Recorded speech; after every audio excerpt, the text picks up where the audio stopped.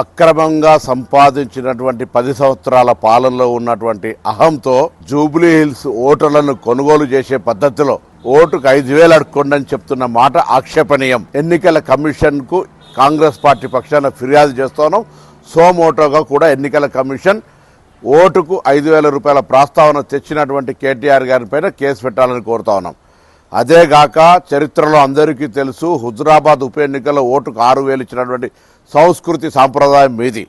మేము ప్రజల అభిమానంతో అభివృద్ధి చేస్తామనే విశ్వాసం కలగజేస్తూ ఓట్లు అడుగుతా ఉన్నాం. జూబ్లీహిల్స్ ప్రజలు ఆలోచన కలిగినటువంటి వాళ్ళు కంటోన్మెంట్ ఉప ఎన్నికల్లో ఏ విధంగా అయితే కాంగ్రెస్ గెలిపించినారో తప్పకుండా జూబ్లీహిల్స్ ఎన్నికల్లో కాంగ్రెస్ని గెలిపిస్తారనే విశ్వాసం ఉంది.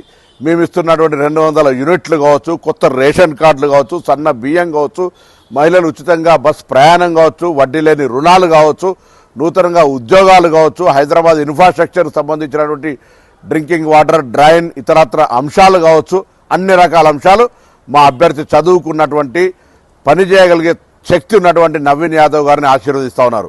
మా ప్రభుత్వం ప్రజాపాలన ప్రభుత్వం, ప్రజలకు న్యాయం చేయాలని ఆలోచిస్తున్న ప్రభుత్వం. ఈరోజు అటువంటి పరిస్థితుల్లో ఉప ఎన్నికల్లో ఓటుకు 5,000 రూపాయలు తీసుకోండి అని చెప్తున్నటువంటి పరిస్థితి, రాజకీయ పార్టీ దుస్థితిని చూసి జాలిపడాలి. ఇప్పటికే కాంగ్రెస్ ఎదుర్కోవడానికి బీజేపీ బీఆర్ఎస్ కుమ్ముక్కై బీజేపీ అభ్యర్థిని పూర్తిగా ఓట్లు కూడా డిపాజిట్ కూడా 3 అంకెలు దాటినటువంటి పరిస్థితులలో ఈరోజు అభ్యర్థిని పెట్టి కాంగ్రెస్కు వ్యతిరేకంగా పనిచేస్తున్నారు. ప్రజలు గమనించాలి. మీరు బీఆర్ఎస్కి వేసినా ఓటు బీజేపీకి అవుతుంది, బీజేపీకి వేసినా బీఆర్ఎస్కి. కాబట్టి కాంగ్రెస్ పార్టీ అభ్యర్థిని గెలిపించి అధికారంలో ఉన్నటువంటి కాంగ్రెస్ ద్వారా జూబ్లీ హిల్స్ అభివృద్ధిని ఆకాంక్షించమని సందర్భంగా కోరుతా ఉన్నాం.